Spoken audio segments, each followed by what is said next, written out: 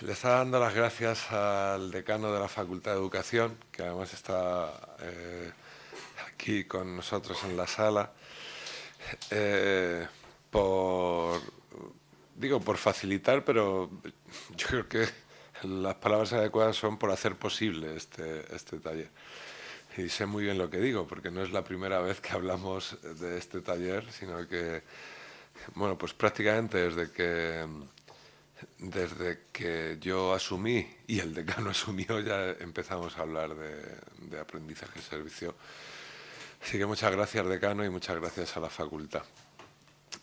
Muchas gracias a todos los compañeros y compañeras que asisten al seminario, al taller. Faltan, seguro que se van a incorporar. La idea era hacer un taller de tamaño reducido, precisamente para aprovechar el tiempo adecuadamente. Y sobre todo, gracias a Seth Pollack. Thank you, Seth. It's very important for us to have you here. This is the second activity we have. Yesterday we were at the Pabellón de Gobierno. You can see the conversation we had on YouTube, on the Complutense YouTube. I think it was really interesting. And if you had the opportunity, I suggest to see it and to reflect about the points Seth put for discussion in this conversation. I think that it is not necessary to introduce Seth.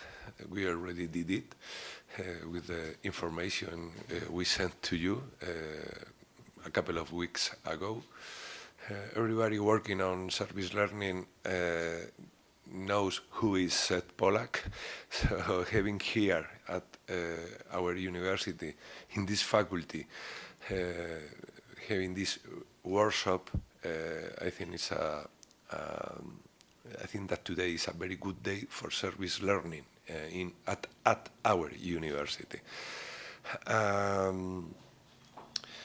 It's very good to know that we have colleagues from different fields of knowledge, from different faculties, not only colleagues in this faculty, but also from social work, from social science in a broad sense, but also from biology or geology or many others faculties and fields of knowledge. For me, it's a good point. It's something very interesting and very positive for the workshop. And one important thing, and yesterday we talked about that. Colleagues here are not only university teachers, but we also have community colleagues. Yesterday we talked about the need in the field of service learning, the need to network, of connect with the community in order to develop the project. So it's very good for us to have here Gemma and Cristina, and they are workers at Coslada City Council. As you know, and if you don't know, I'm happy to say that we have a recent very interesting agreement on service learning with Coslada City Council. This is the moment. Today is the day to approach Cristina and Gemma and starting to build this connection and these links. Okay. Enough. I think the important thing is to listen and to work with Seth. Thank you very much, Seth, for being here. Seth has come from California. As you know, it's an important trip. So thank you, Seth. I hope we will have a useful workshop. Thank you. Thank you very much. Thank you, everybody. Muchísimas gracias. Muy buenos días. Posso parliamo un po' italiano? Ou bien en français, nous allons faire quelque chose. But best, ambesekake Bamanankana, Bambara from Mali, West Africa. I spent probably the most important years of my life in Mali, which is, I think, where I learned to start to question what I wanted to do with my life, but also what this thing called service might be. We could do this whole workshop in Bambara, but you won't understand anything. I hope my English will work. I'm really sorry that I don't speak much Spanish. So I hope the communication will be okay. I hope you don't let your English, no matter how great or how not so great it is, prevent you from participating. Your English is not the measure of your wisdom or life experience. So please feel free to participate, because my Spanish, hopefully, is not the measure of my wisdom or life experience either. Really, thank you to the Dean for the invitation. We met in Bratislava last April. I was a visiting Fulbright professor at the University of Bologna and the University of Brighton on sabbatical last year. Fantastic year. Now I'm back in California, so the invitation happened when I was in Bologna, much closer than California. But I really appreciate being here. And my students really appreciate me being here and not with them in class. They have 2 weeks of festival, holiday. And thank you for agreeing to spend the full day together. I hope it will be engaging and participatory. I think the first part of the day will be more formal. And then we'll take off the jacket and we'll interact more in the second part of the day. First, just a little bit about the title.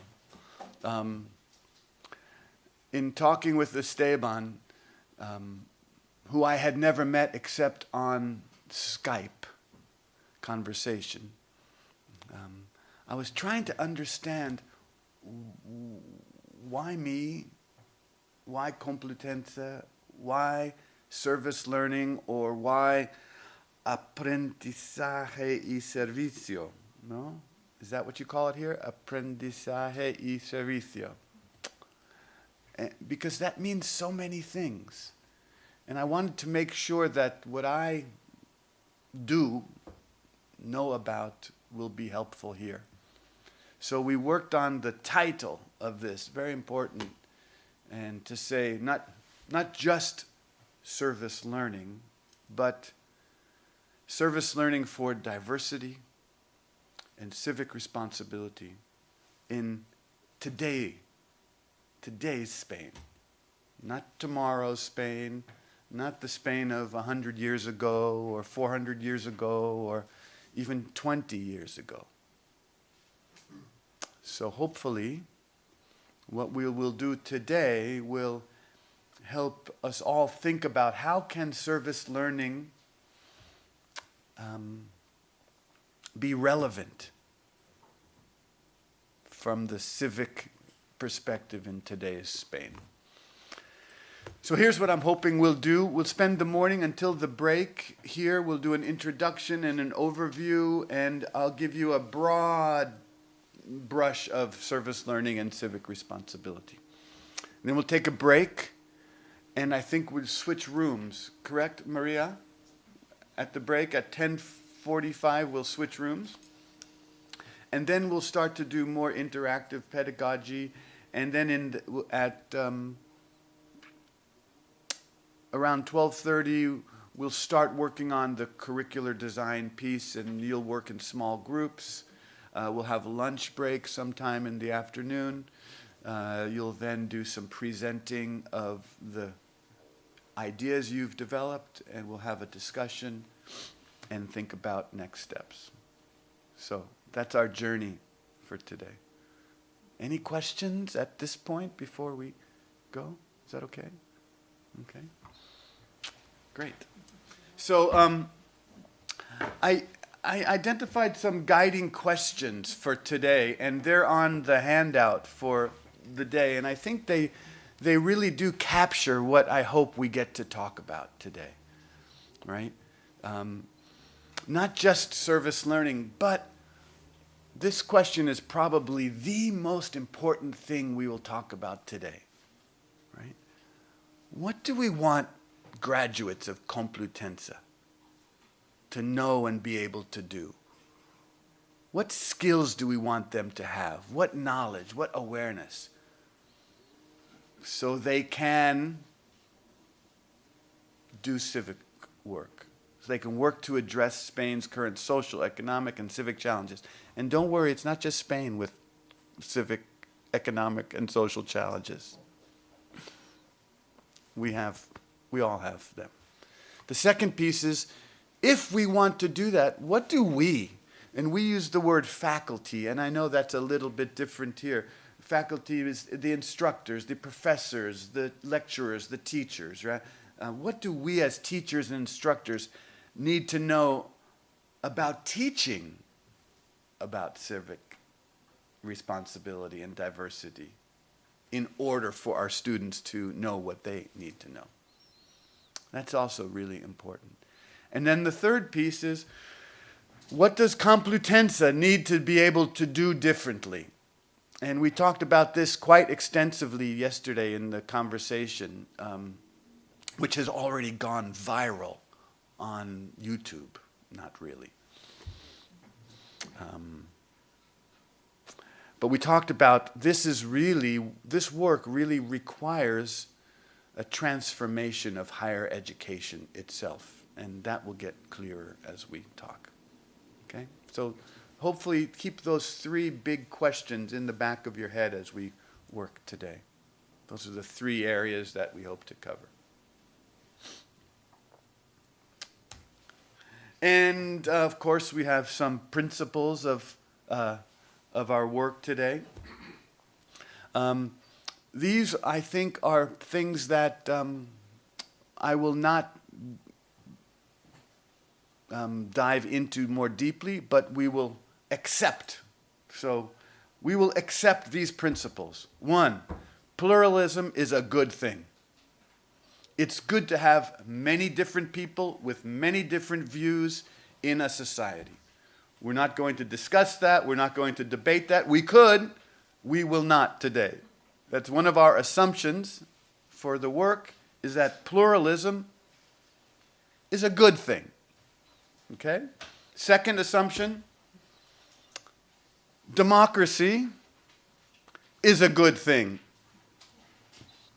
No matter who is elected to be the leader of a country, democracy is a good thing. Accepted, not discussed. Okay.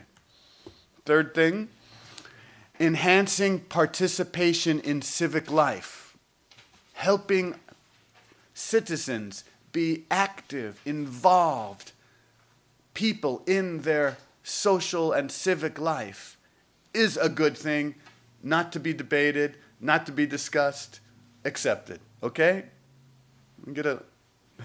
Okay. And then finally, working to address current social and economic inequities and marginalization. Is that word good with everybody? Marginalization. Is there a nice Spanish equivalent of that? Same? Great. Is a complex, difficult, but critically important thing. We all agree with that. And this is where we might not all agree. For higher education. And that's the transformation piece. Is our work today, and my work in service learning, is based on the idea that higher education must make room, make space in the curriculum, in what students learn and study, to understand how to do this work. Not just be a geologist. Where's my geologist friend? Not just be a pharmacist. Not just be a dentist, right? We want them to be good dentists and good pharmacists and technically expert geologists. But not only. We also want them to be socially responsible, social, equity-oriented doctors and dentists and geologists. So how do we teach that? We need space. So that's the assumption. This we'll debate today. How do we do this? But the assumption is this is where we're going. Okay?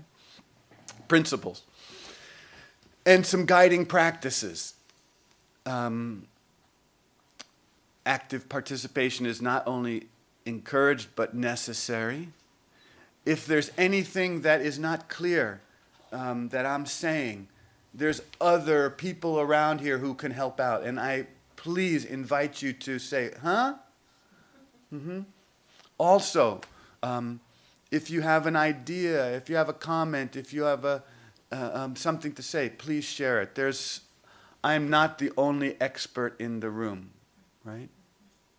The room is full of experts. In fact, I know nothing about higher education in Spain. Right? It's not my expertise. So, we're all learners, yeah? And hopefully this exchange will be hopeful. I use this image because the word in English is grafting.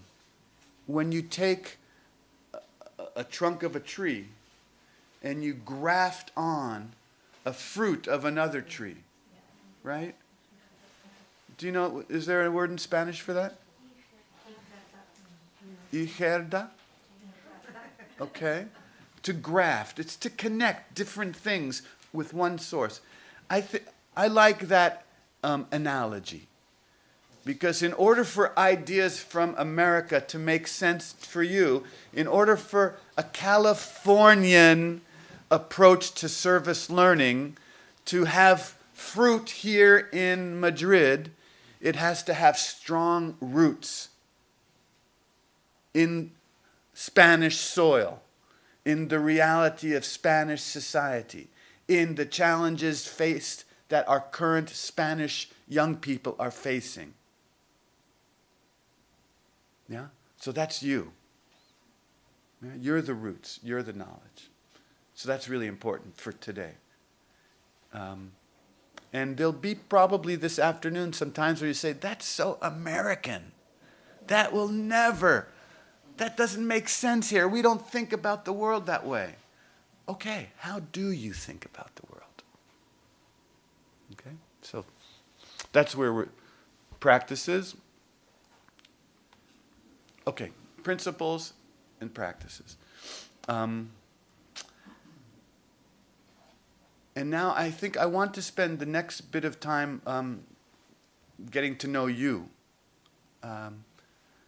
I think you know a little bit about me. I shared a little bit about my time in Africa as being the door opening for me in this work.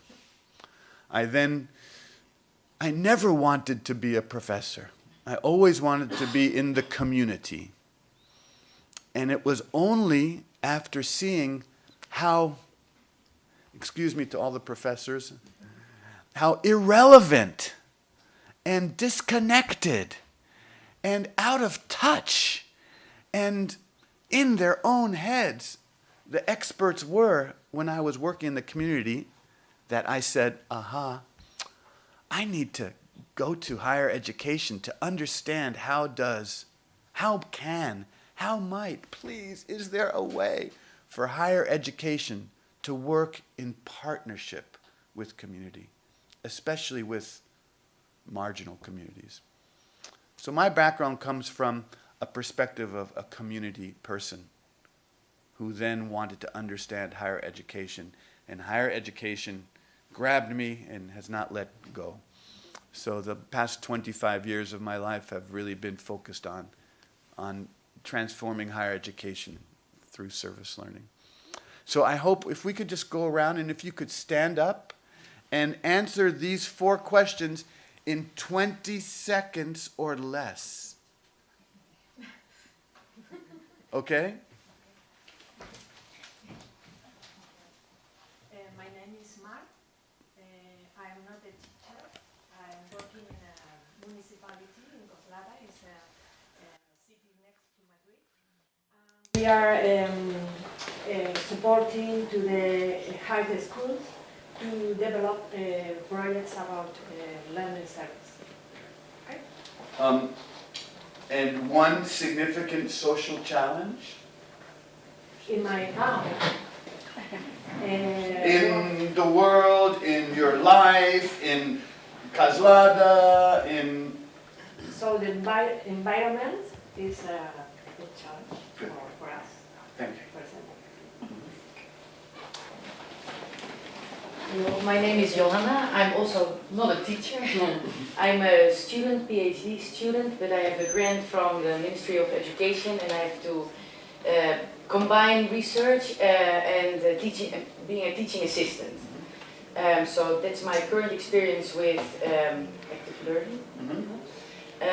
Currently, my PhD is related to Muslim populations in Spain. And what I've encountered so far is so much racism. So that's really one of my main, worries, to be honest. And personally also at home we have a foster child who has Nigerian parents, mother in jail. So that's also, to be honest, I have it as a, let's say, foster mother. This diversity at school, being the only black person in the class at the school, well, more or less at school as well. So the social challenges mainly with religious and also other minorities in Spain. Great. Thank you.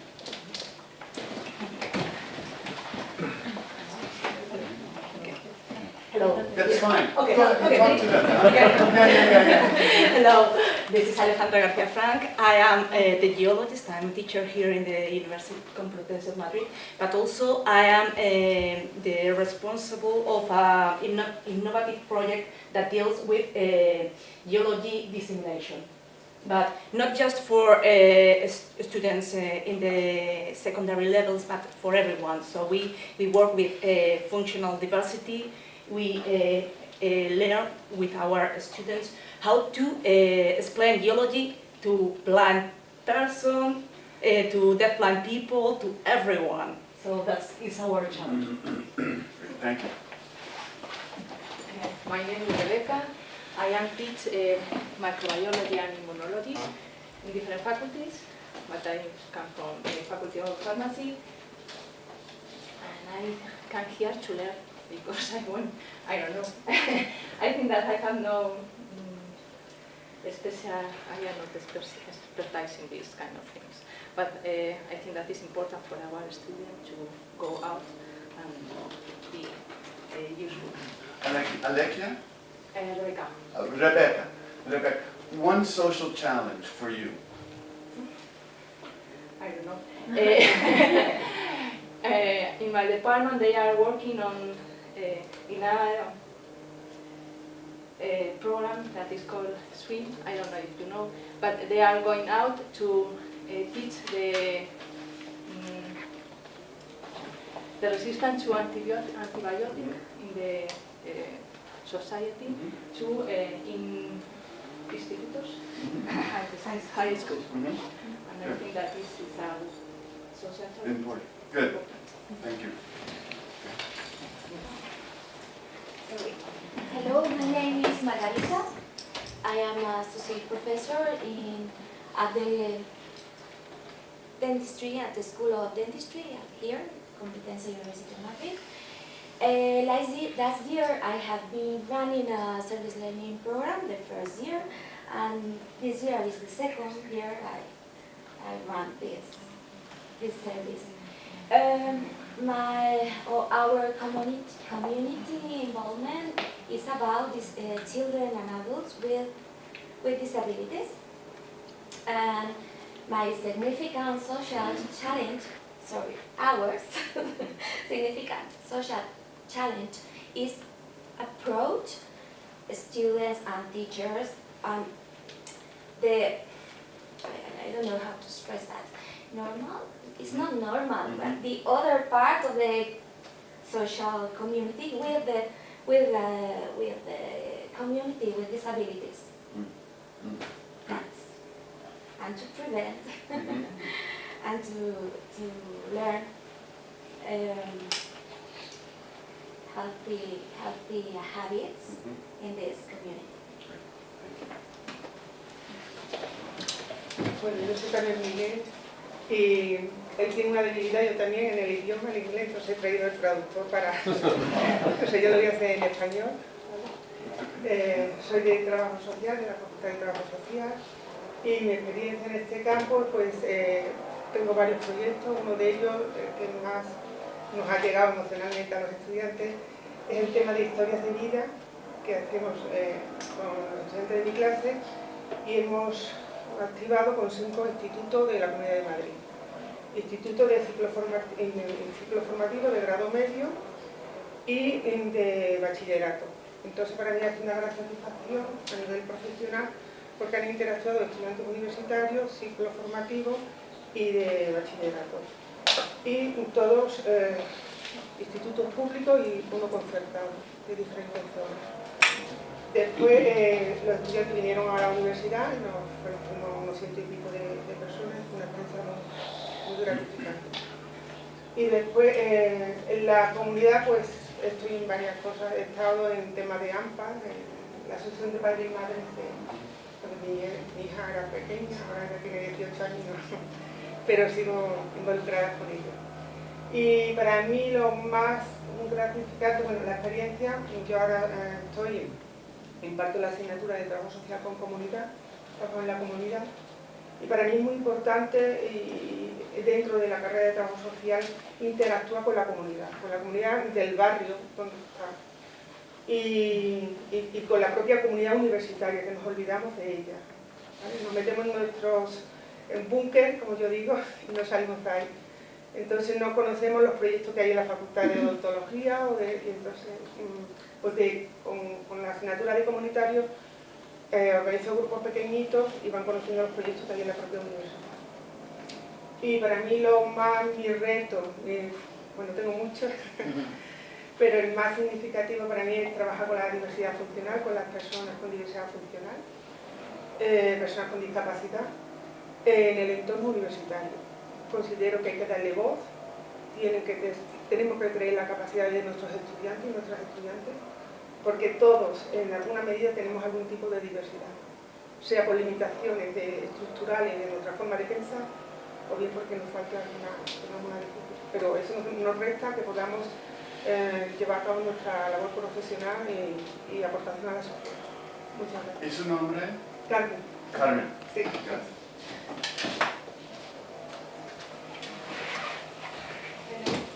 I'm Carmen. Carmen? Yes.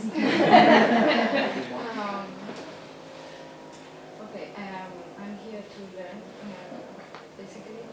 I'm not a teacher, I'm a staff of Complutense, and this is, for me, the first experience with learning service. I think that every kind of people have something to give or to, I don't know, have to collaborate or participate in this kind of things. And we, as a staff, do something sometimes in our department for children. I think that competency have a commitment with this kind of things. And for me it's important that people who want to learn students that want to learn in our university have a good way to do it when they have a handicap or a disability. This is for me the significant social challenge in our university. Thank you. Hello, I'm Gonzalo. I'm the dean here at the Faculty of Education, so welcome to everybody. We began to work in service learning, I think, in our research group, I think 3 years ago. So when I became a dean, I decided to put this at the faculty level. I attended a workshop we set in Bratislava. I think it was in April. So he doesn't know this. After this workshop, I remember in the train, I found Juan Luis, and I said, Juan Luis, I want to create a kind of office in the faculty, not just about service learning, but to foster community involvement in general. So this was very useful for me at that moment.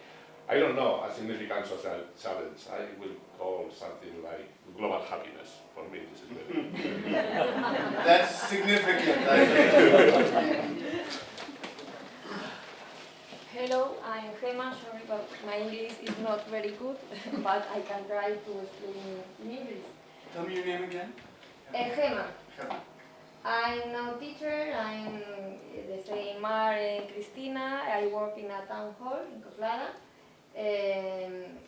We work in a department that work with elder people, and we have projects with young people, with Mark. And today I'm interested in learn and change knowledge with teachers.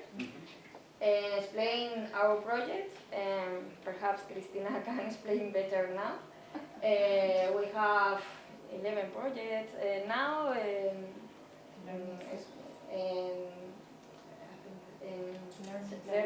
learning service, sorry. And my challenge is approach the generations and approach the knowledge and do community. I think this is a principal challenge. Great, thank you. Anything else? Thank you.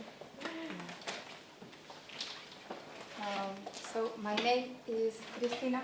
I don't know if it's Yes, you necessary. understand that. Is it necessary? Yes. Okay. My name is Cristina. I work with my workmates in Coslada. So we work in social service and elderly people. And this is an opportunity to learn more to learn in service. For me and for us, I think the most significant social challenge is to improve the relationships between elderly people and young people. For me personal, I am a social worker, so it's an opportunity to do social worker to improve the community and to make a network in our community and improve the opportunities with the high schools and other associations. So that's more or less what we do and what we want. Thank you. Good morning, I am Juan. I used to say that I am a part of everything that I have found in my life, but I think that in this case is really true, because if I am here it's because I am part of this course that you have in Bratislava. I am the Dean's Delegate for Community Relationships, Participation and Cooperation in this faculty. I am working in different service learning programs, I am also social educator, so I have been working in Madrid in different areas like Villaverde, Usera, different difficulties zones here in Madrid. So I'm very interested in promoting service learning in this faculty. One significant social change for me, I think that could be that one day we will not teach to our students at the university what service learning is, because they could have the opportunity to experience by themselves in the school. So I think that this is one of the main challenges that we have. I am Prado. I am happy to be here at this faculty. I started to work or to learn service learning with Juan Luis and my research group last year, working in several primary school. Now I just starting in a week or 2 weeks working as a volunteer in a project in a infant for early childhood education in a school, within a service learning project, and that my significant social challenge could be how to know how children perceive diversity in a formal educational context in order to provide and develop better educational models or methods to achieve a good coexistence.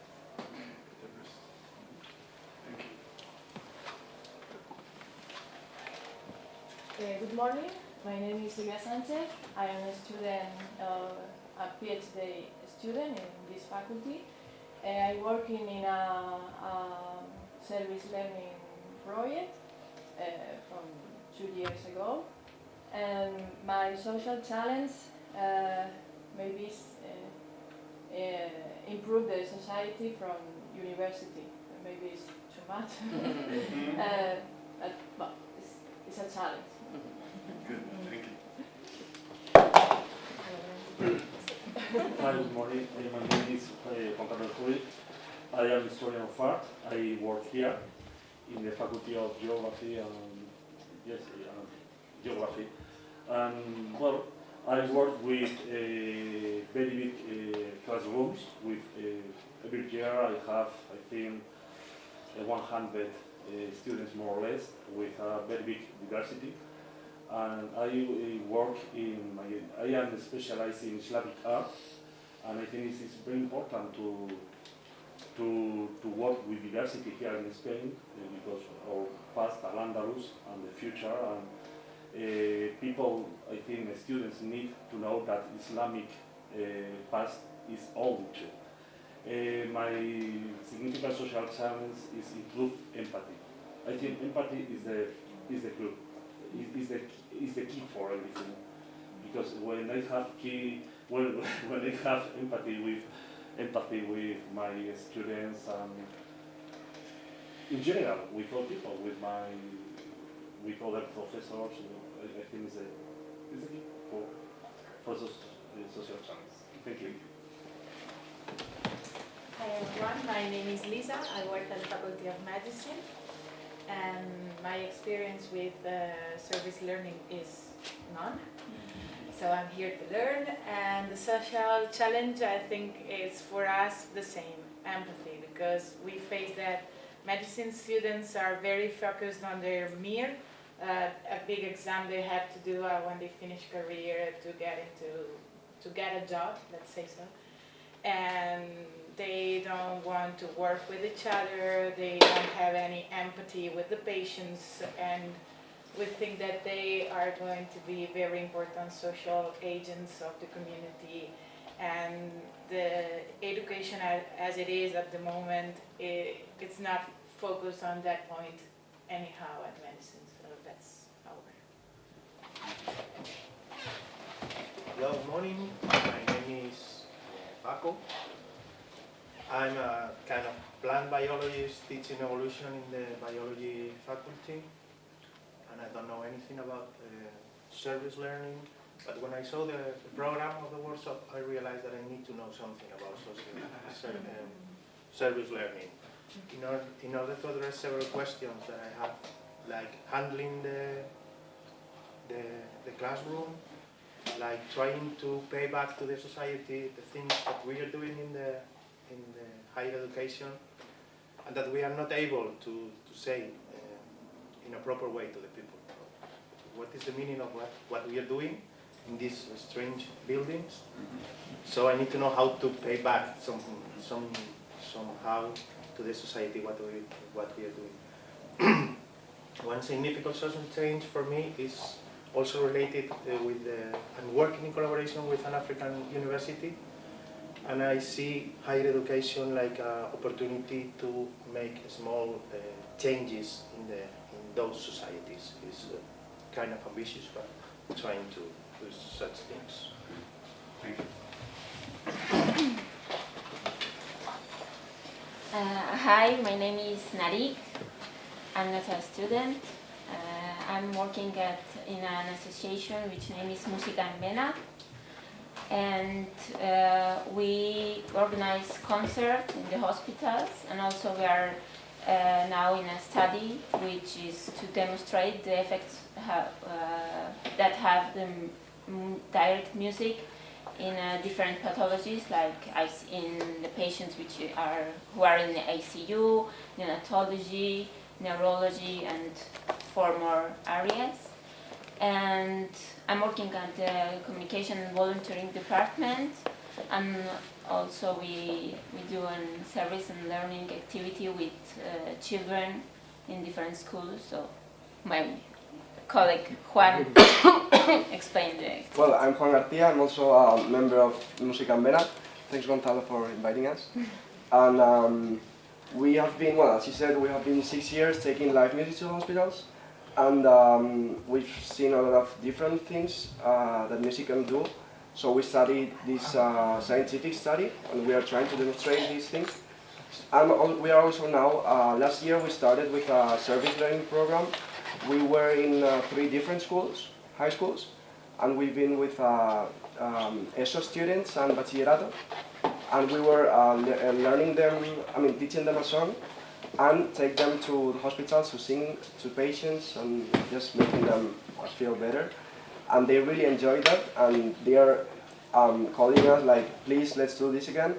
So we are now trying to do a strong program to offer schools and just do that with kids, because we think it's really important, and we saw that it worked with them. So here we are.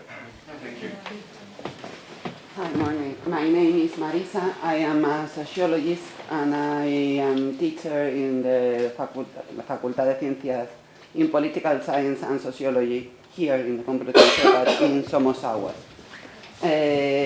I think that I don't have any experience on experiential learning, and I think Paco has described perfectly for me the reasons to be here when I read the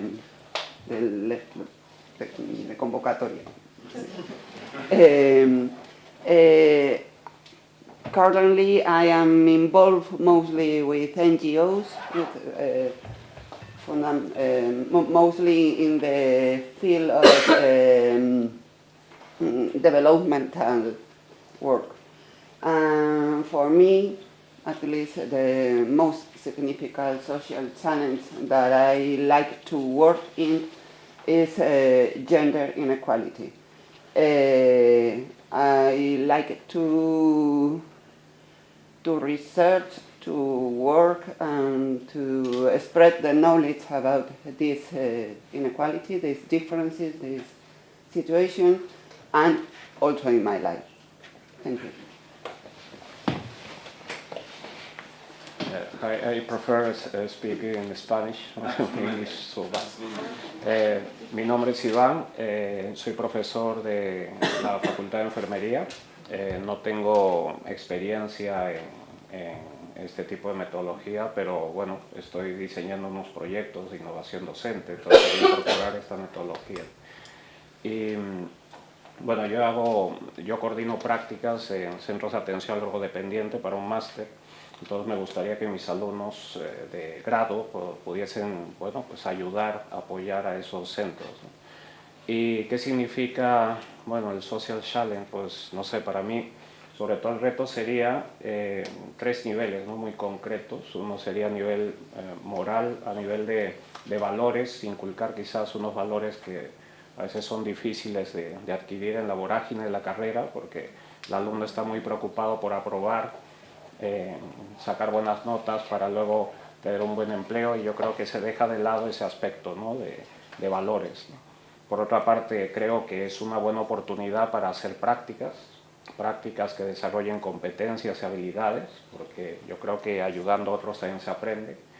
Y un último elemento que a veces no se tiene en cuenta, pero creo que es vital para todos nosotros, es el retorno de la inversión que hace la sociedad en los alumnos, para que realmente incluso cualquier político de cualquier lugar vea que apostar por la educación pública es apostar por la sociedad, ¿no? Entonces yo creo que eso es fundamental, y eso se debe cobrar conciencia, no solamente porque se dice se aporta a la sociedad, pues que la gente esté educada y que se apueste por el talento, sino que desde el grado, desde los primeros años, realmente se esté contribuyendo de manera activa y además yo creo que cuantificable a la sociedad.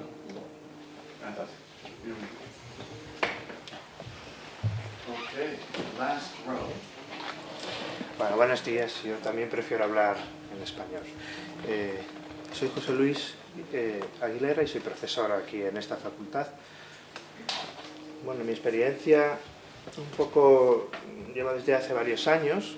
Casi todo mi desarrollo profesional y formativo ha sido en el ámbito de la educación social en Madrid.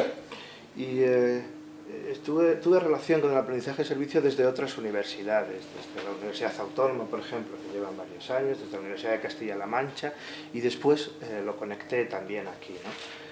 Algo me inquietó siempre del aprendizaje de servicio, y era ver cómo, al desarrollarlo desde las universidades, no repetíamos lo que ya estábamos haciendo en otros sectores, cómo no se quedaban solo en prácticas de voluntariado o en el desarrollo de prácticas. Bueno, pues eso hizo que me conectara cada vez más. En este momento, desde el grupo de investigación al que pertenecemos, tenemos una línea fuerte de favorecer la inclusión, bueno, de personas con diversidad funcional, o yo diría de todas las personas, ¿no? Por aquello de que la diversidad nos acoja un poco a todos, no solamente como dificultad, sino como singularidad o como reconocimiento de la particularidad de cada uno. Bueno, pues desde ahí también, de aquellas personas que se encuentran con serias dificultades de inclusión. Bueno, enseño bastante en el ámbito de la educación social, también en el ámbito de las escuelas, pero desde una perspectiva inclusiva.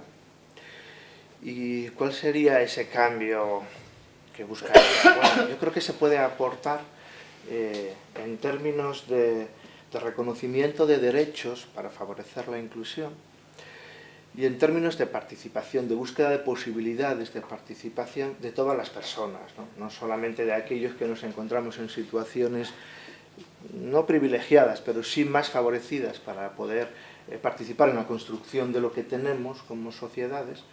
Y entonces, bueno, pues que se conecte la universidad con espacios donde se pueda aprender eso, lo que es la diversidad real como reconocimiento de derechos, y lo que es la generación de espacios de participación de aquellos que se encuentran muchas veces con dificultades para ello, pues puede ser uno de los cambios más relevantes. ¿Facultad? En la facultad en la Facultad de Educación. Gracias. Good morning. I am Seth Rodriguez. I am the Dean's Delegate for Equality in this faculty. And I am especially interested in the inclusion of people with functional diversity, And my significant social challenge could be the inclusion of people with intellectual disabilities in the university environment. Thank you.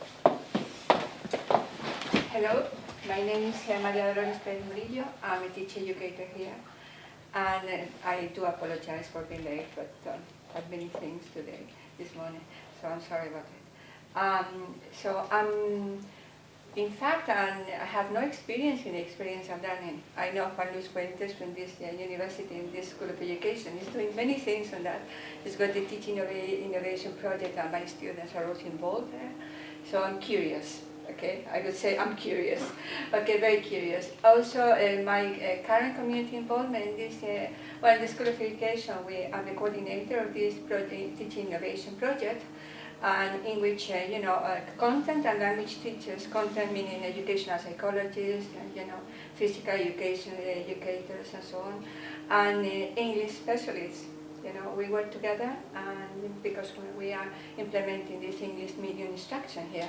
So this is what I'm doing, and every year we choose a topic. Last year was social justice, because we want our students to make them aware of the importance of social justice in education.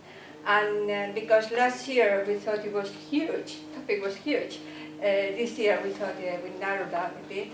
And now we are talking about gender in education, so pretty much like what you said. So that's all. Thank you.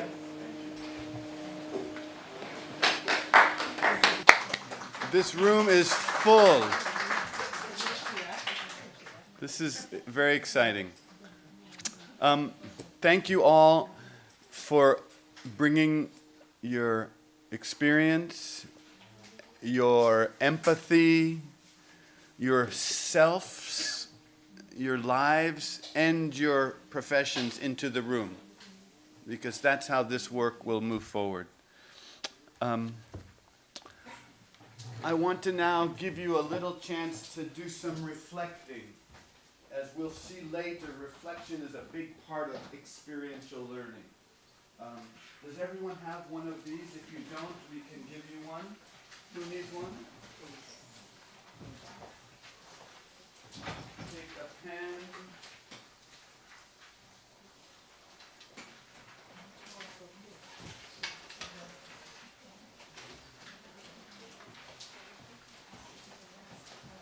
So, this is to begin thinking about why we are here together.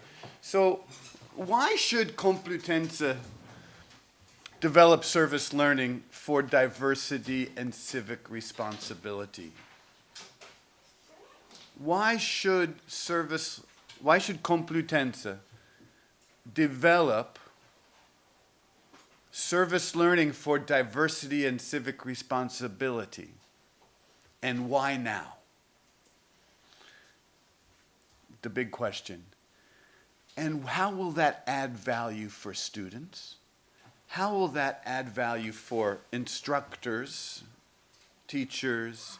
How will that add value for community? And how will that add value for Complutense and for higher education? Take 5 minutes and just do some reflecting and writing. Any language.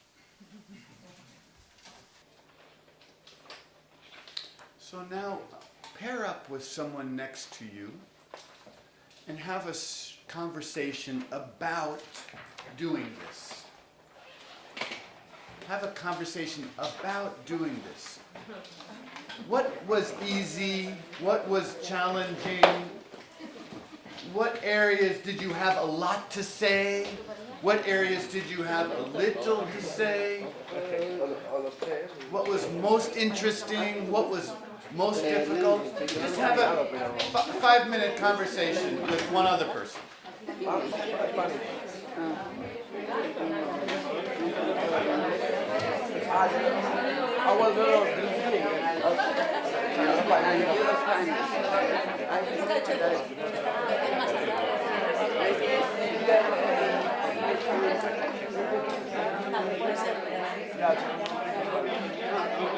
I mean, in English. Okay. There's another one that also.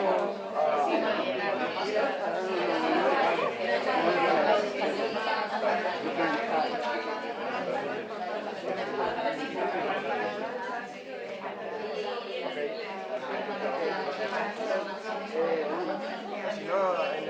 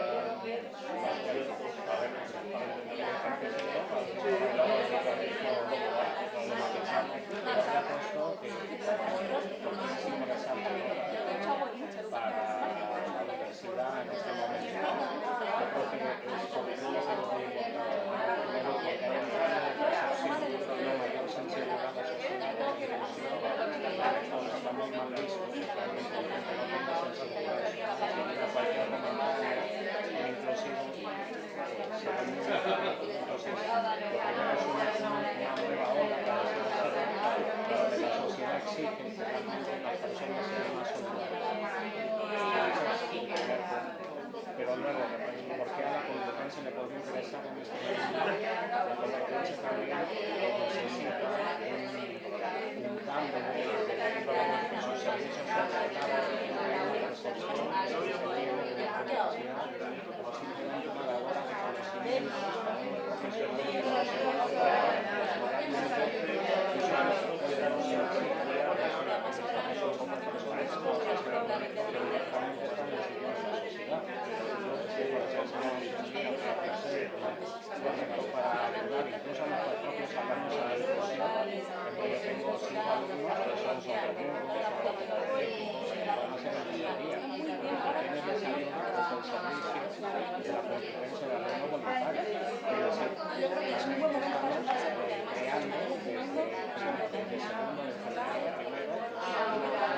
una percepción de la sociedad, un cambio de la percepción social hacia nosotros.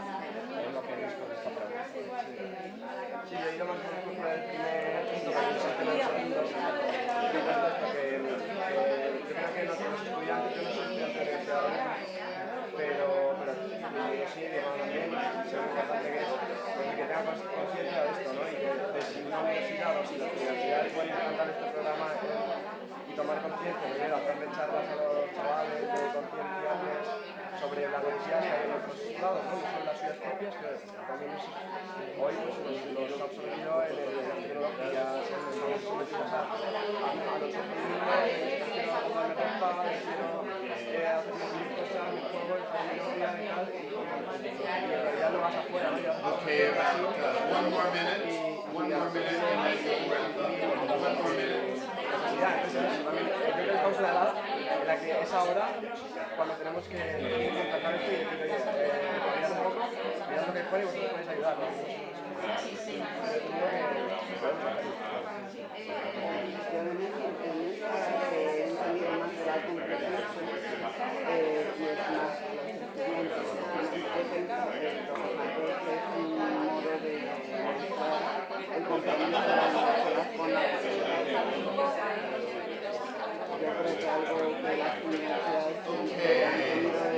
Thank you very much. So,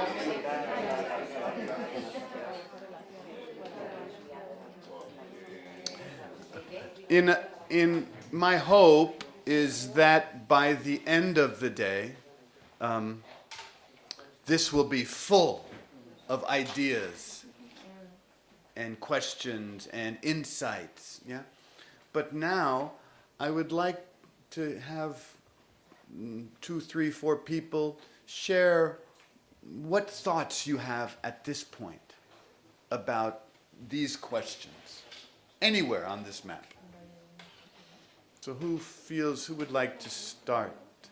Yes, one. Okay, so in the first question I wrote, like, I think, well, I'm not a student now, but I think I have a lot of friends and family that are students in this moment. And I think that now is the most important point for us to implant this service learning. Like, we have to take consciousness about this. And I think it's now the point we have to do it, because we are students and we are, I think, prepared to offer our abilities, and I think we can really help now. So I think it's now the point that universities have to do this service learning, because I think it's now when we have to take consciousness and do things for a community. Good. So now is an important time. Mm-hmm. Other thoughts? Yes? In the same question, I think it's important because usually, at least in a Spanish society, it seems that a university is giving back. Giving the back, how do you say? Is it like turning? It's turning its back. Turning its back. Yeah, to society. Mm-hmm. To society. So I think that it's time to show commitment mm-hmm. to the relationship between society, community, and Good. university. Mm-hmm. Gonzalo? Yeah, this is very contextual. I put that because university is being under question now in Spain. Yeah. Welcome. Everybody will understand what I'm trying to say. Welcome to the world, I think. I wasn't going to talk about that, but we could talk about questioning the relevance and the role and money being spent on universities. I have a lot to say about that. Other comments? Yes. My idea is the paper of the higher education is to help the students become critical thinkers and become outstanding people. And they need to know how much, the much they know, the much or the more they know, the more they will be critical. It's my idea. I think the value added for students, for me, like a student, feel powered to change the things. I think when university makes you feel powered that you can change something is a very important value for feel a student. Empowered, feel powerful. Yes, I think that finally we understand that we live with a very big diversity, because I remember 30 years ago, 20 years ago when I was studying, in general the Spanish society was more homogeneous, very, very homogeneous, and now finally things are all. And I think that it's difficult to understand what this. So tomorrow I'm talking at the Day of Diversity. I'm talking about that tomorrow a bit. So some of the topics I put till tomorrow, but that's so important. Our worlds are different. We need different people with different kinds of knowledge. It's so clear. I have a beautiful statistic. California, 30 years ago,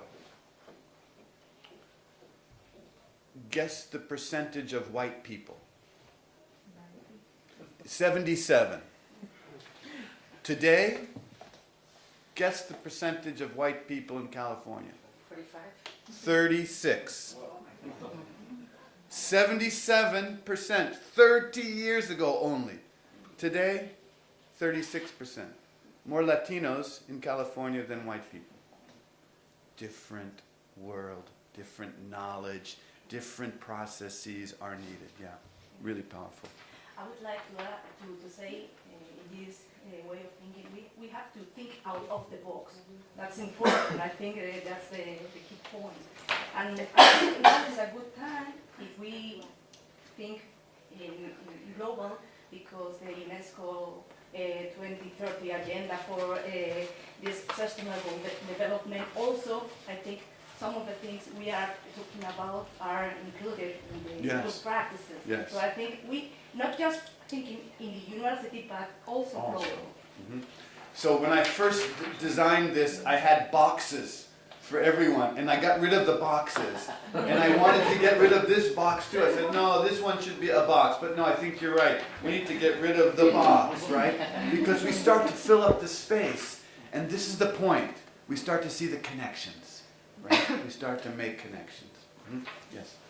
One thing that actually I have to recognize as her idea is we are aware of the diversity. We are more connected than ever in the history of humanity and these important things, but we are more isolated than ever in the history of humanity as well.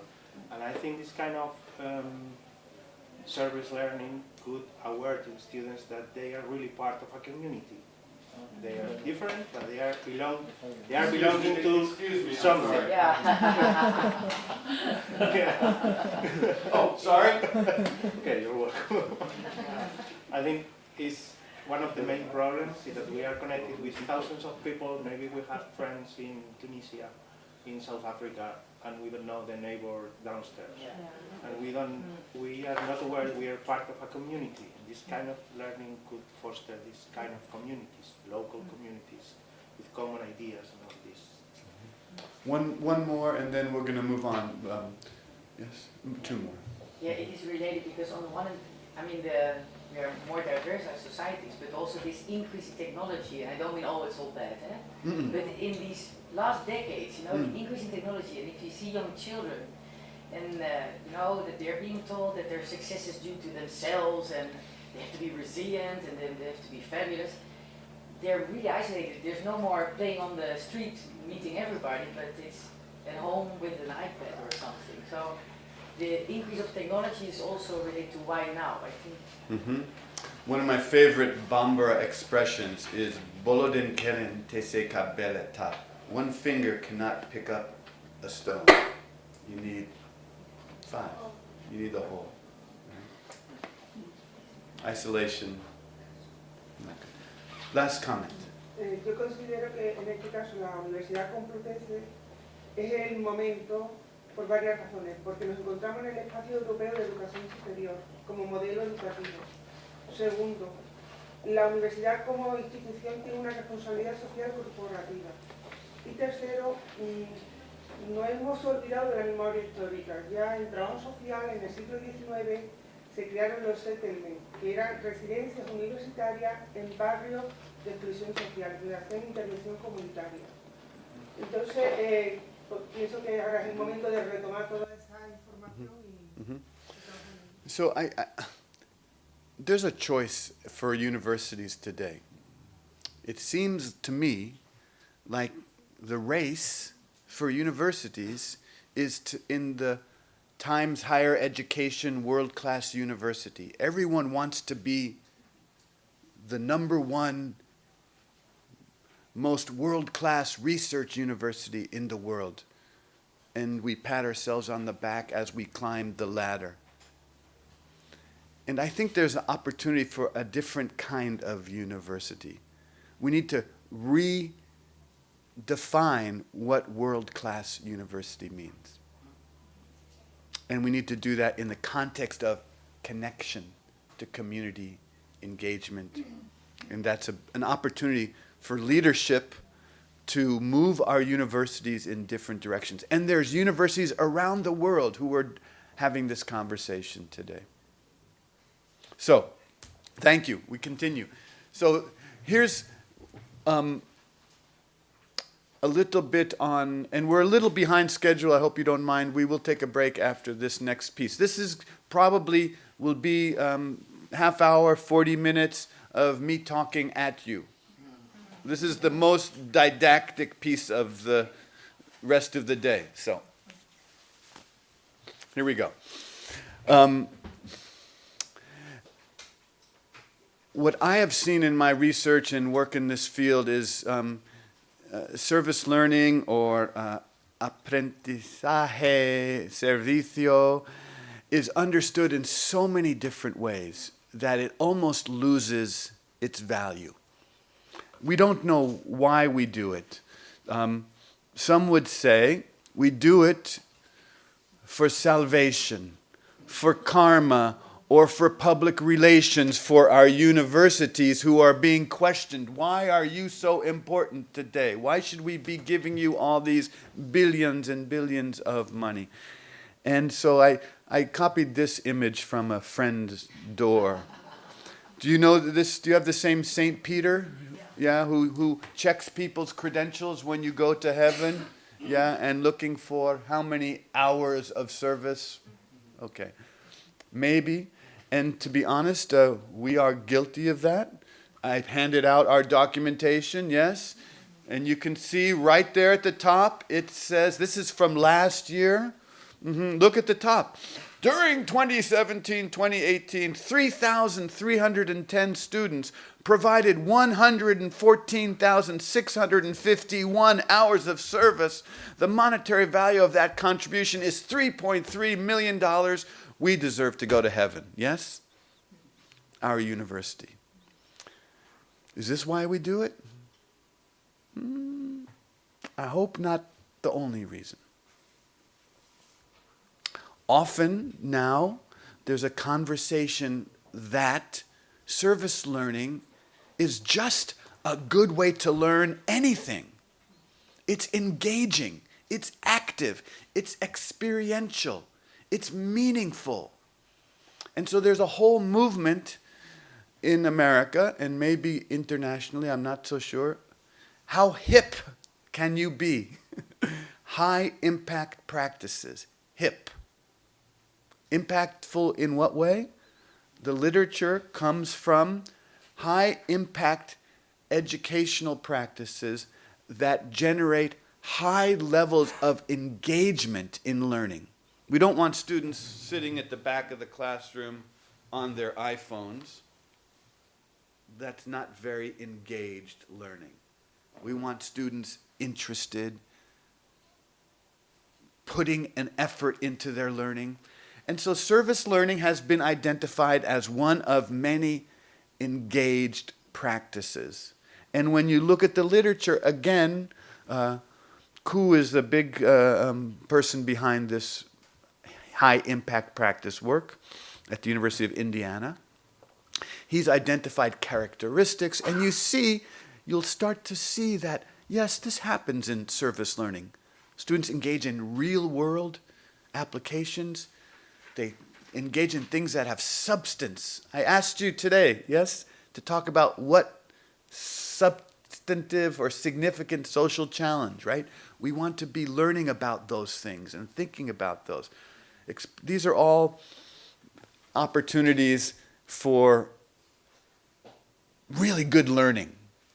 And my university, not as old as Complutense, but we are the biggest university system in the world. 500,000 students, 23 campuses. My campus is just one of 9,000 students. But the whole system was asked by the legislature, who gives us money, why do students not graduate from university? So now, at my university, the only thing that matters, graduation initiative. And look what they emphasize, high impact practices. Okay. And we want to show that high quality, high impact practices. So now there's some interest in service learning. Why? Because students will be engaged. It's a good thing. Not the only thing. Another issue, I think in Spain is more than in the States now, except we have the price of higher education is so high that this is an issue for us. Unemployment is very low. But employability is an issue. So there's a desire for learning that helps students get jobs. And I don't know if you remember this movie, Tom Cruise. He was an agent, and show me the money, right? So our students want that we can show them the money. Show me that 4 years of geology is going to give me a job. Well, we can show them the money. Look, here's a study from last 2016. Service learning courses can positively impact postgraduate salaries. And they said they found that graduates who have service learning classes make more money than graduates without service learning.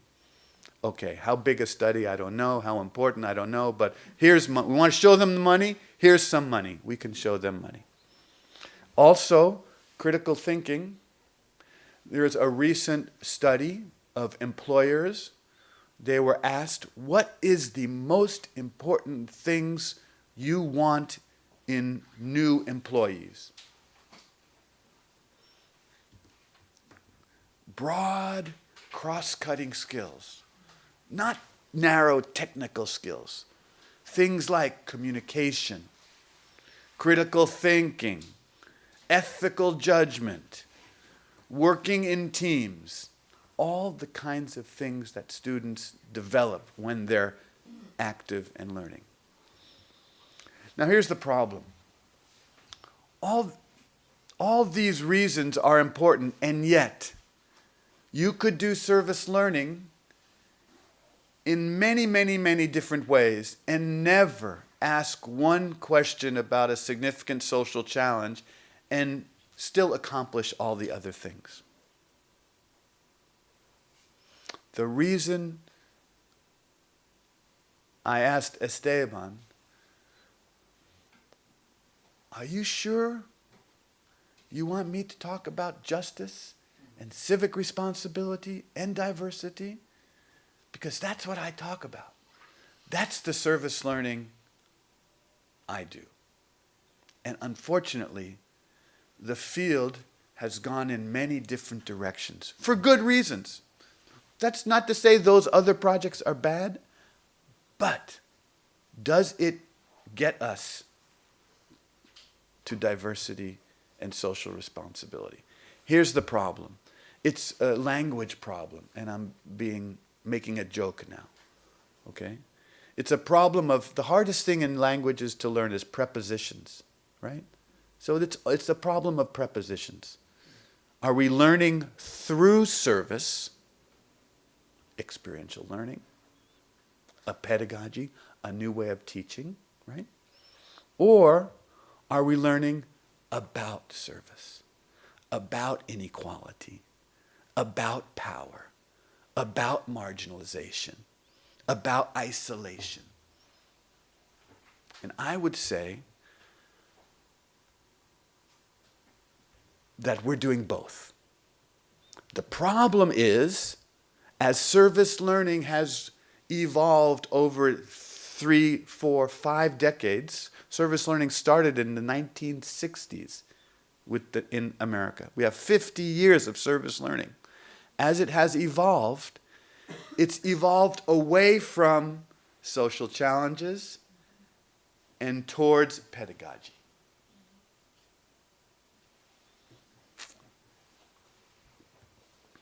Why?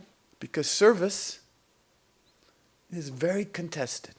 It's political. It's got values. We're talking about values. Sylvan, talking about values, valores. Service is about values. And values are controversial. Someone says yes, someone says shut up.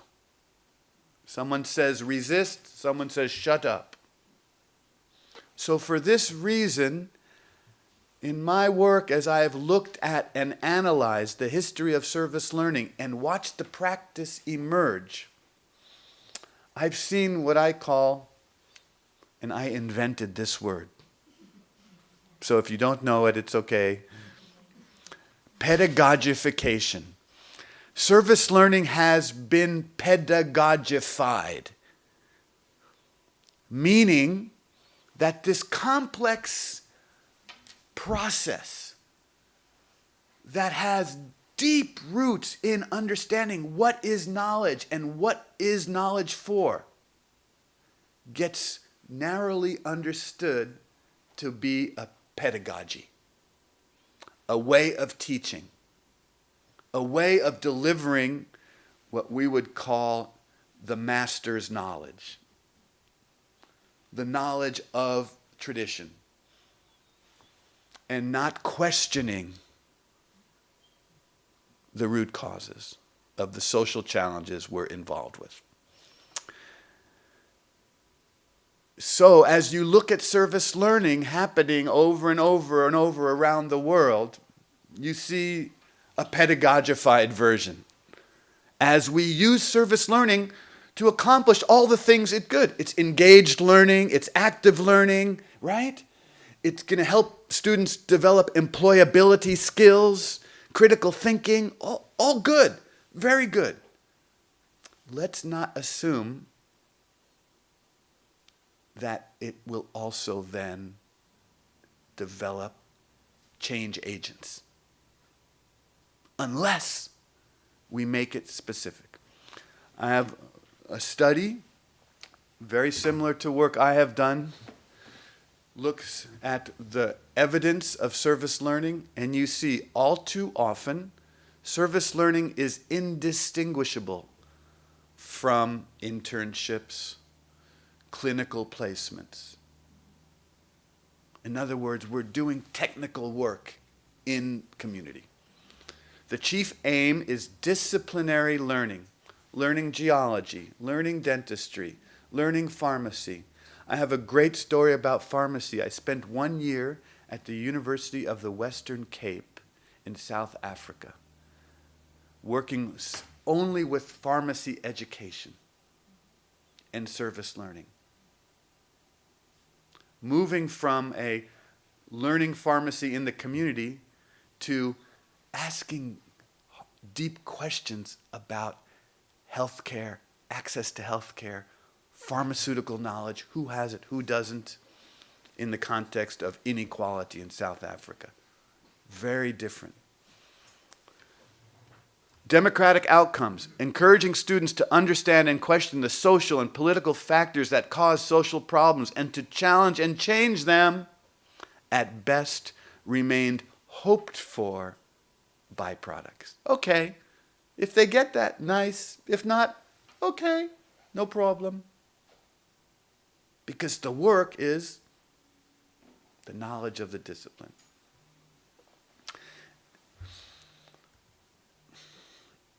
And we have challenges. We have such ugly racism in the United States. We have issues with inequality. If this is a representation of wealth inequality, the top 1% would own that much. The remaining 90% would own that little bit. We have significant issues of inequality. We have issues of migration.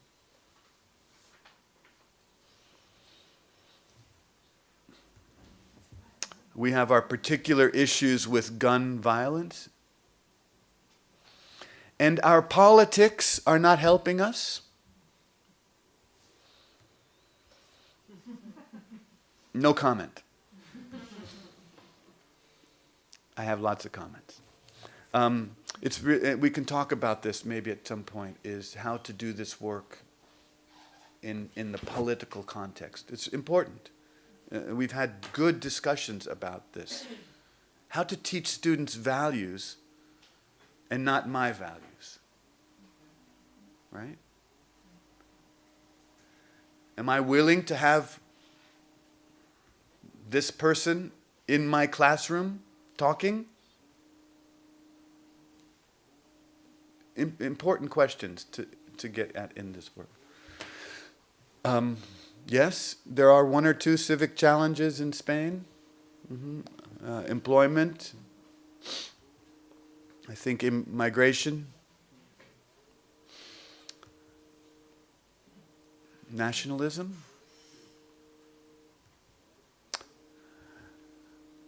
issues of justice and issues of accountability in the government.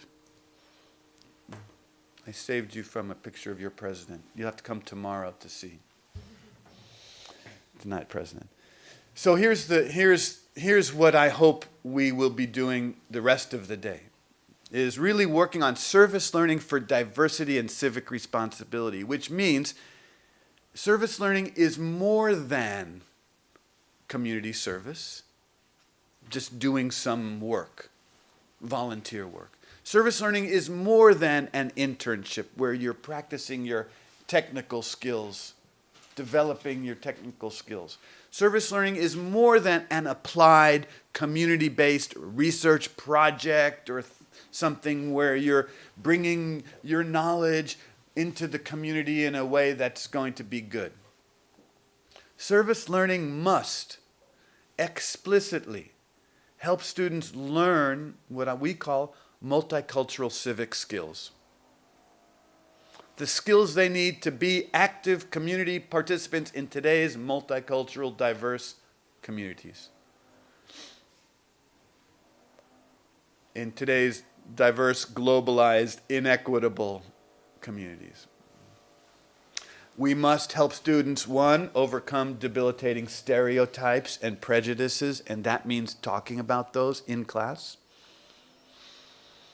We must, two, help develop a sense of social or civic responsibility in this new world where maybe some of our students feel threatened and afraid and feel their jobs are being taken by those new people, who feel their language is disappearing as those new people come, who feel their traditions are being taken away.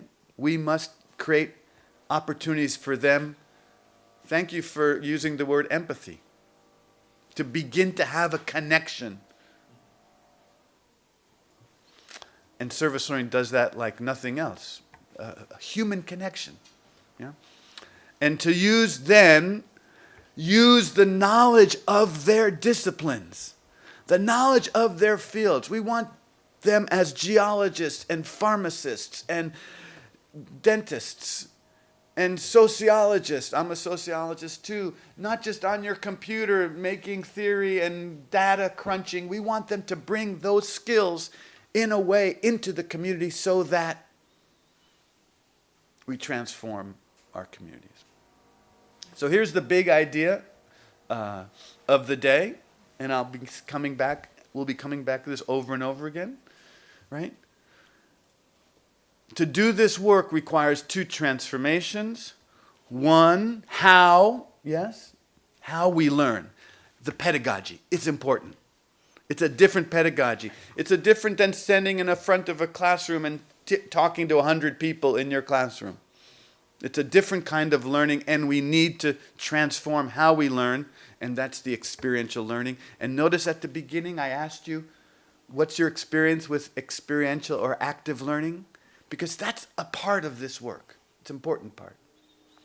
But it's not it's important and necessary, but not sufficient. Right? It's important, it's necessary, but it's not sufficient. Because we need to also transform the content. What we're learning. The knowledge that we're actually helping our students acquire. Right? And that's the piece that the pedagogified version of service learning has left out. And with our work, we'll bring back in.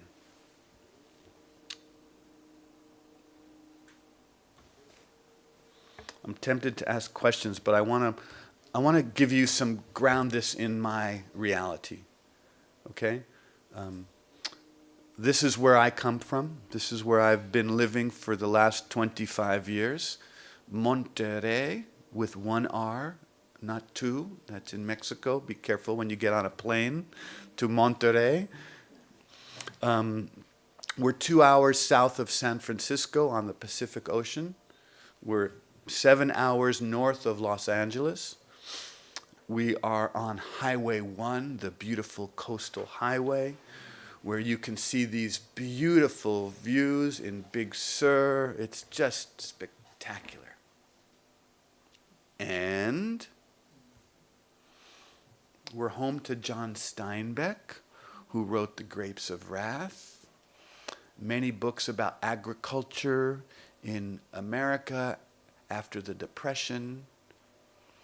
His books were banned.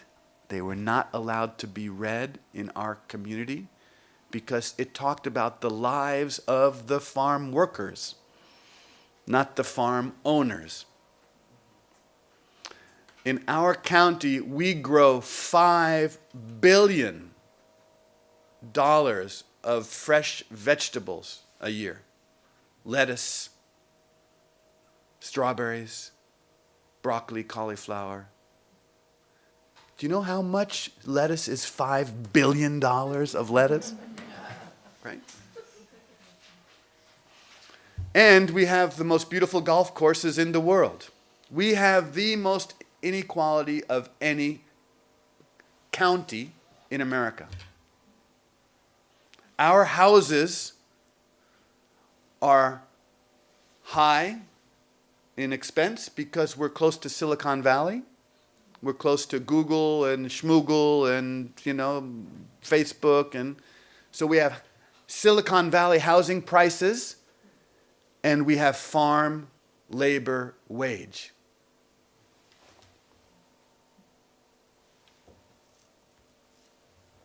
Last year's New York Times, in a California valley, our valley, healthy food everywhere, but on the table. Why? The people who work in the fields can't afford to buy the food. They don't have grocery stores in the neighborhoods. You can buy beer, you can't buy fresh vegetables.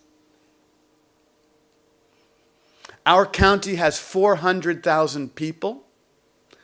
Every month, 100,000 people go to the food bank to receive free food.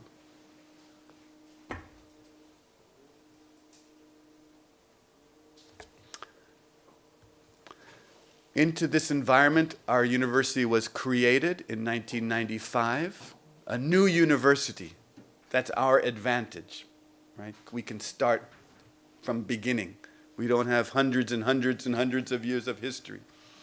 With a vision about social justice, about connecting across difference, about developing students to have the critical thinking abilities to be productive citizens, to be productive, to be workers, and the social responsibility and skills to be community builders. And so with that, we developed a service learning program that's required, mandatory, obligatory in every department. Chemistry, computer science, business, geology, medicine, everybody must do service learning and must do service learning that teaches to civic learning outcomes.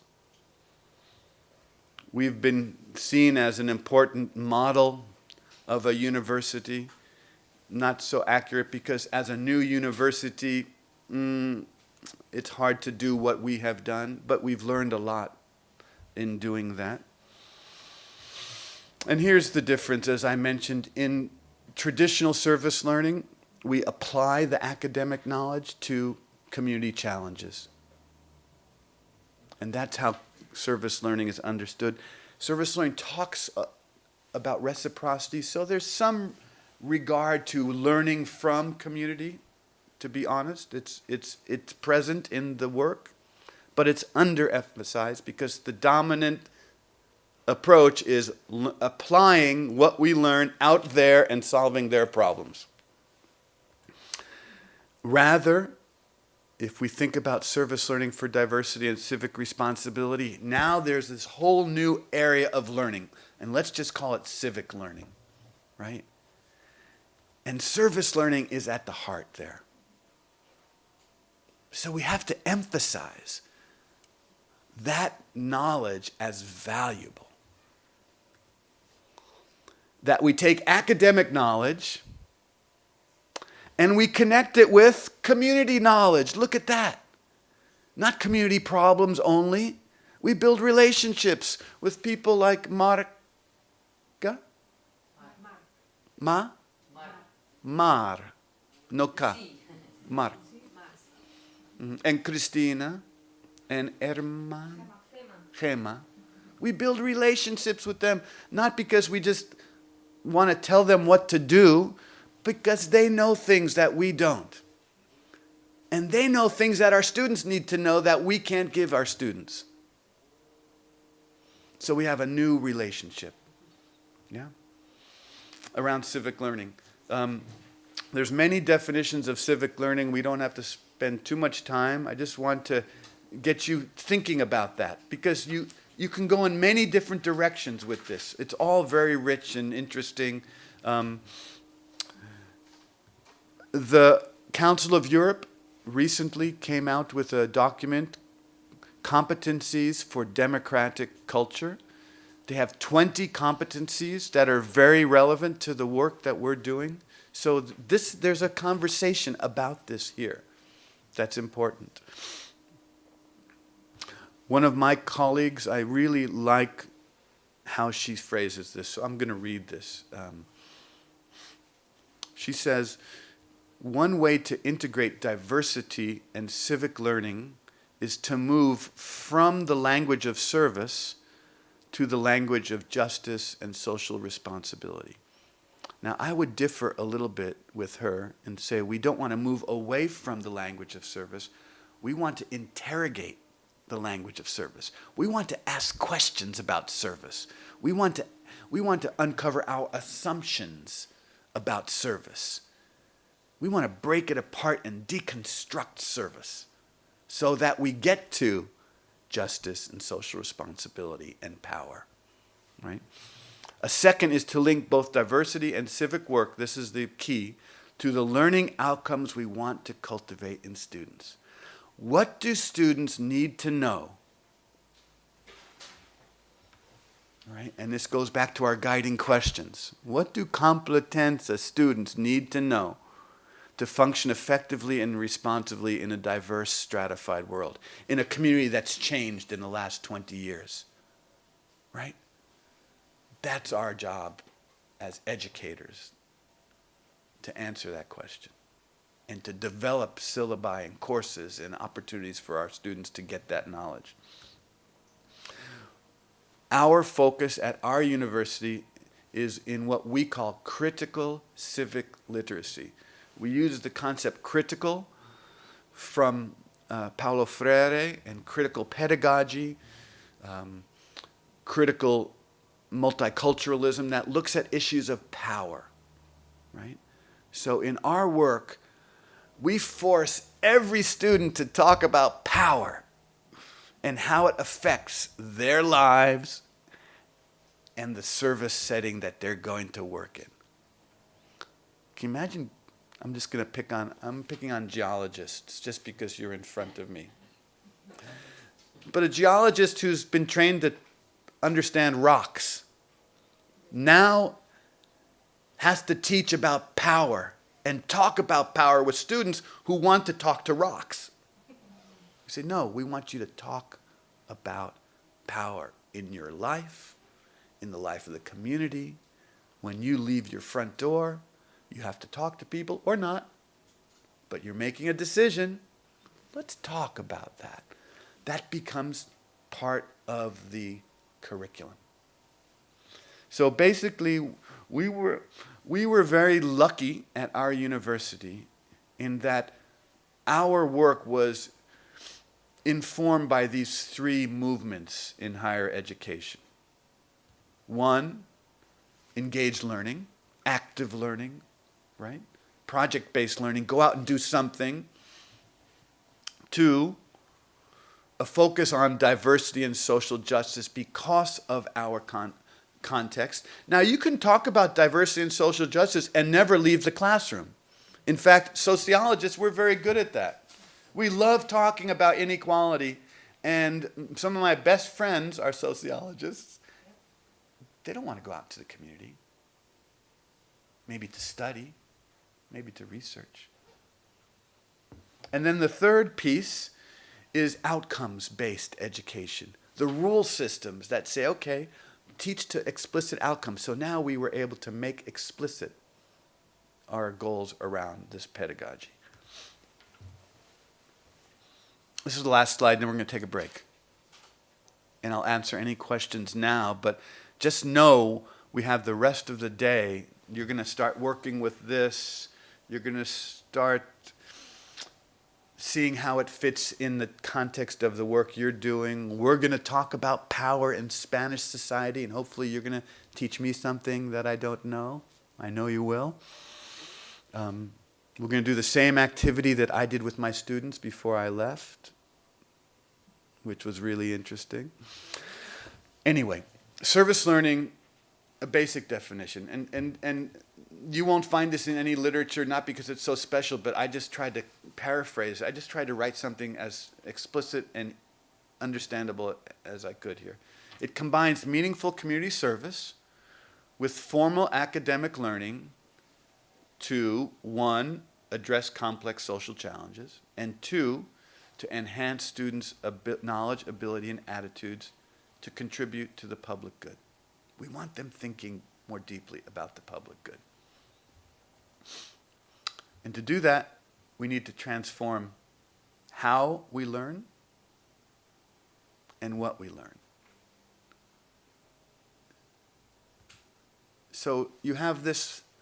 I'm going to walk through this really quickly, am I? Or am I going to, 1 second. Where do we break?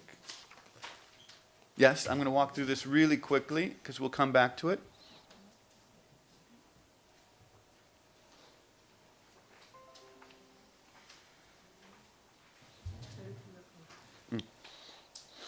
So this is the model that was developed by a computer scientist colleague as we were trying to understand what the heck we were doing.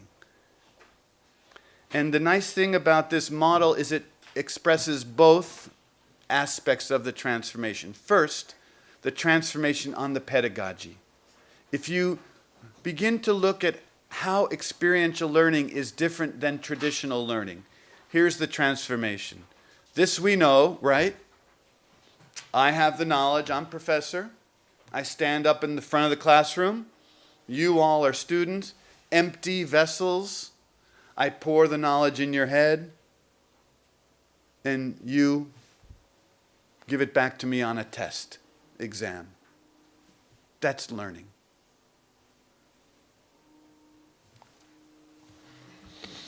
Someone told me in Italy just the other day, I just came from 4 days in Bologna, they said that high school is the death of youth energy.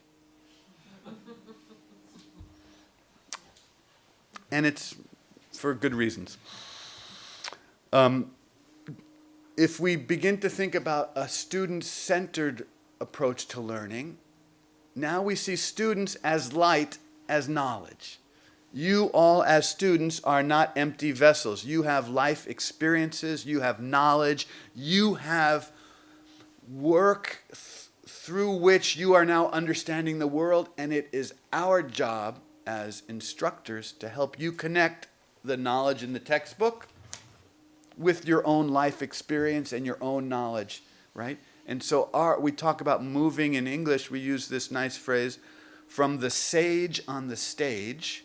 Do you understand sage? Is there a Spanish word for sage?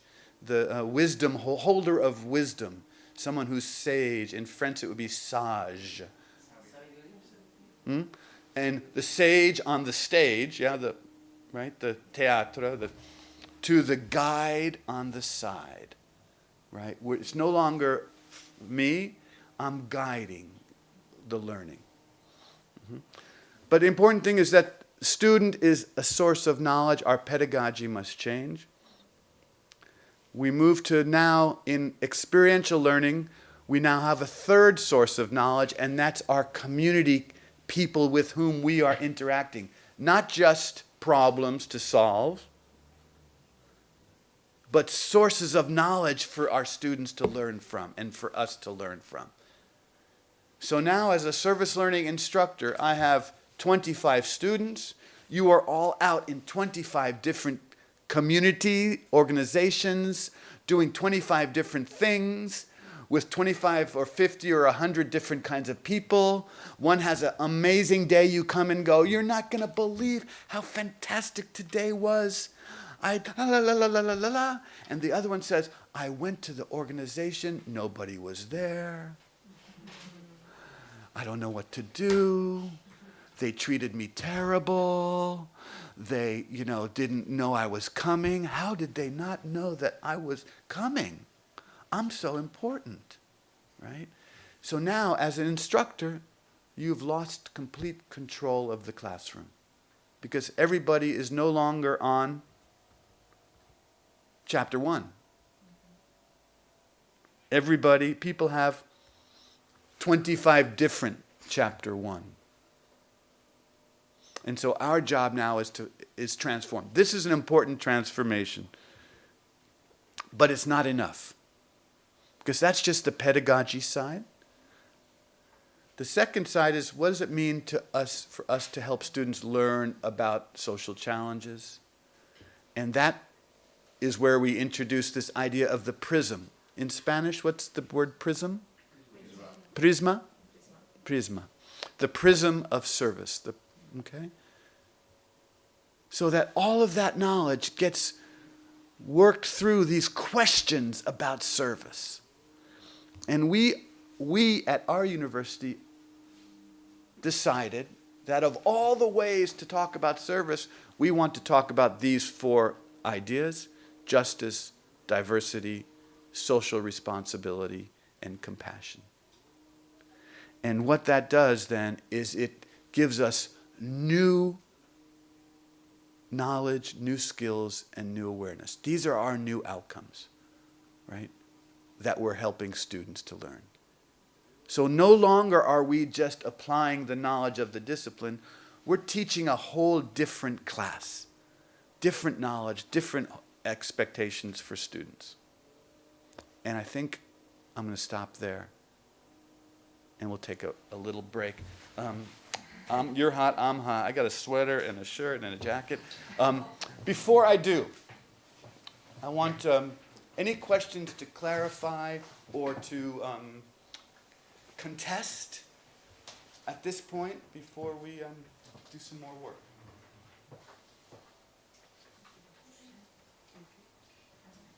We're okay? We're on path towards diversity and civic responsibility? Yeah? Bueno, el término compasión en España tiene una connotación mayoritariamente religiosa. No sé si se puede traducir por solidaridad. Solidarity? Solidarity? Mm-hmm. Empathy? Mm-hmm. You can use whatever words you like, right? These are the words that worked for us in our context. Yeah? And in fact, in Italy, they don't use the word aprendizaje servicio because it has too much religious baggage. They use the words service learning in English, and now they can give new meaning to that in Italian. They felt that using the Italian word would make it difficult to sell the product. Yeah. Then we want to know for you, what's that compassion? Can you explain? I think empathy is a good piece. We think about the balance between justice and compassion. So there are two dimensions of the scale, right? Justice, you apply the rules. Here's the rule, you broke the rule, right? Compassion, you say, we have rules and we understand your personal situation, so we need to balance justice and compassion. So compassion is an appreciation for the individual humanity. Yeah. Maria? Oh, yes. I understand everything, but I see perhaps a little problem, the time. We'll get, yeah. Well, so what about the time? We have choices to make. How long? Okay. We have choices to make as educators, right? I'm the first president of my university when he was asked often, how do you afford this? How do you have the money for this? He says, we have money. We have a budget. It's a matter of where you put the money. So we have time as educators. It's a matter of where you put your time. So as one of my students said, you can either get to the end of the course alone, or you can work with us and we go together. But if you just want to cover the material, you'll be alone. If you want to do this in a collaborative, connected, community-based way, we have to slow down. We're not going to cover all the material, but where we get, we'll get together. So we have choices to make as educators.